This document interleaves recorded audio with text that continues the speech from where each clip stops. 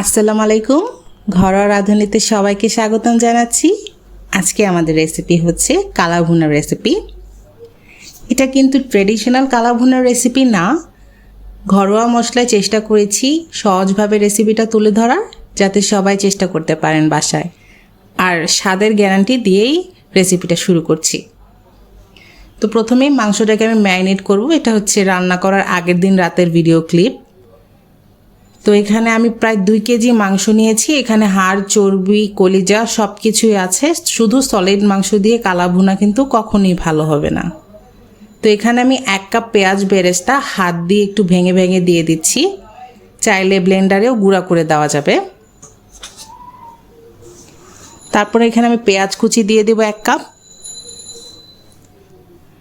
রসুন বাটা দিয়ে দিব 2 টেবিল চামচ, আদা বাটা দিয়ে দিব 2 টেবিল চামচ, মরিচের গুঁড়ি দিয়ে দিচ্ছি 1/4 কাপ, আর হলুদ গুঁড়ি দিয়ে দিচ্ছি 3 টেবিল চামচ। এখানে জিরা গুঁড়ি আর ধনিয়া গুঁড়ি 1 টেবিল চামচ করে দিয়েছি, আর লবণ দিচ্ছি স্বাদ মতো। দিয়ে দিচ্ছি আস্ত গরম মশলা। এখানে লং, এলাচ, দারচিনি, তেজপাতা সব কিছুই আছে। আর এখানে বেরেস্তা করেছিলাম সেই তেলটা সবটুকুই দিয়ে দিচ্ছি। প্রায় আধা কাপের মতো তেল আছে এখানে, সয়াবিন তেল এটা। তো সব কিছু দিয়ে এবার ভালোভাবে মাখিয়ে নিতে হবে, যেন প্রতিটা মাংসের গায়ে মশলা লেগে যায়। এই কাজটা একটু সময় নিয়ে করতে হবে, আর চেষ্টা করবেন বড় একটা পাত্র নেওয়ার জন্য, এতে করে মাংসটা ম্যারিনেট করতে সুবিধা হয়। তো সারা রাত আমি মাংসটা ফ্রিজে রেখে দিয়েছিলাম নর্মাল চেম্বারে। তো পরের দিন আমি চুলায় একটি পাত্রে সরিষার তেল দিয়ে দিয়েছি, দিয়ে মাংসগুলো আমি দিয়ে দিচ্ছি।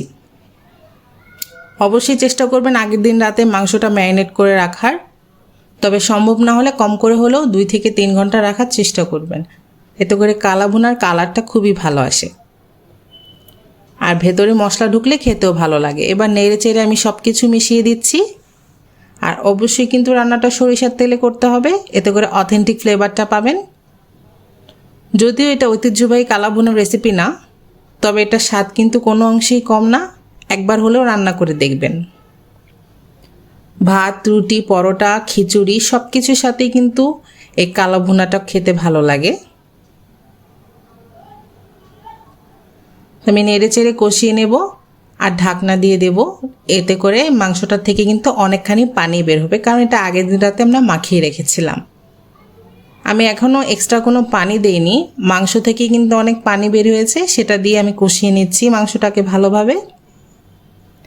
আপনারা কিন্তু চাইলে একই রেসিপিটা খাসির মাংস দিয়েও করতে পারবেন। তো এভাবে আমি কষাবো, ঢাকনা দেব, এরকম প্রসেসটাই কিন্তু চলতে থাকবে যতক্ষণ না পানিটা টেনে আসে। ঢাকনা দিয়ে দিয়ে মাংসটাকে কিন্তু সেদ্ধ করে নিতে হবে। এ পর্যায়ে দেখেন মাংসটা কিন্তু একদম কষে এসেছে। আমি তলা থেকে নেড়ে দিচ্ছি। আর এখন আমরা যেটা করব, সেদ্ধ হওয়ার জন্য পর্যাপ্ত পরিমাণে পানি দিয়ে দেব। মাংসটা মাখিয়ে রাখার কারণে কিন্তু চুলায় দেওয়ার পরই অনেকটা সফট হয়ে এসেছে, সো বেশি পানি দেওয়ার দরকার নেই। যতটুকু পানি প্রয়োজন ততটুকু দিয়ে আমি জাস্ট ঢেকে দিব, কারণ কালা ভুনায় কিন্তু আমরা ঝোল রাখবো না। পানি দিয়ে নেড়েচেড়ে আবার আমি ঢাকনা দিয়ে মাংসগুলোকে প্রপারভাবে সেদ্ধ করে নেব। তো মাংসটা কিন্তু প্রায় সেদ্ধ হয়ে এসেছে, আমি তলা থেকে নেড়ে দিচ্ছি।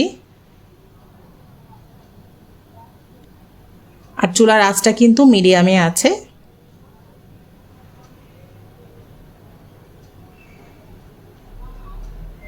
কালা ভুনা কিন্তু ভাজা মাংস না, কালা ভুনা হচ্ছে এমন একটা মাংস যেটা আসলে কষাতে কষাতে এই কালা ভুনার রঙটা নিয়ে আসতে হয়।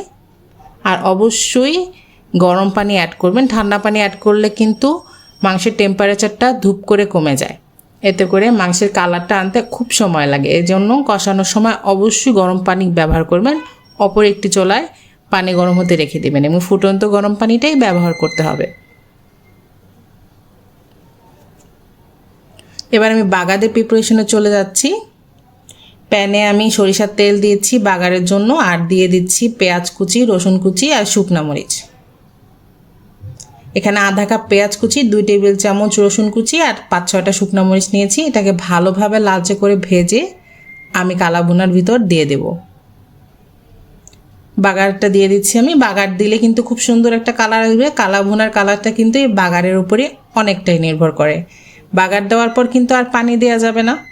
এবার চুলাটা আঁচ বাড়িয়ে এভাবে নেড়ে চেড়ে কষিয়ে কষিয়ে কালা ভুনার রঙটা নিয়ে আসতে হবে। আর বাগারটা দিতে হবে মাংসটা সিদ্ধ হয়ে পানি টেনে আসার পর। এই পর্যায়ে ফ্লেভারের জন্য 10-12টা কাঁচামরিচ অ্যাড করে ঢেকে দিচ্ছি।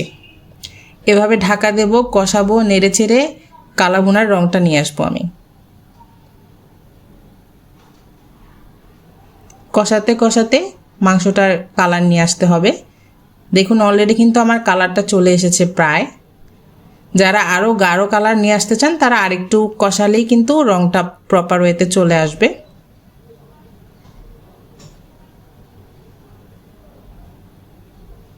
দেখতে পাচ্ছেন কি সুন্দর একটা ফ্লেভার বের হয়েছে। কারো হাতের কাছে যদি জয়ফল জয়ত্রীর গুঁড়ো থাকে তাহলে আধা চা চামচ অ্যাড করে দিবেন রান্নার শুরুতে। এতে করে মাংসটা তাড়াতাড়ি সিদ্ধ হয়ে যায়। তো আমি কালা ভুনাটা এবার সার্ভ করে নিচ্ছি। আমি আজকে কালা ভুনাটা সার্ভ করছি খিচুড়ির সাথে। এই ভুনা খিচুড়ির রেসিপিটা কিন্তু আমার চ্যানেলেই আছে, লিঙ্কটা আমি ডেসক্রিপশন বক্সে দিয়ে দেব। আপনারা চাইলে সাদা ভাত, পোলাও কিংবা পরোটা, রুটি, লুচি যে কোনো কিছুর সাথে সার্ভ করতে পারেন। তো কালো ভুনাটা আমি নিয়ে নিচ্ছি।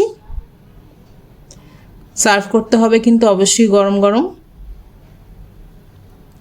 আমি হাত দিয়ে চেপে দেখিয়ে দিচ্ছি মাংসটা কতটা সেদ্ধ হয়েছে আর ভেতর পর্যন্ত মশলাটা চলে গেছে। মাংসের ভেতরে রঙটা দেখলে আপনারা বুঝতে পারবেন। খুব প্রপার ওয়েতে সেদ্ধ হয়েছে। আমার প্রসেসে রান্না করলে কিন্তু আপনারা বেস্ট একটা রেজাল্ট পাবেন।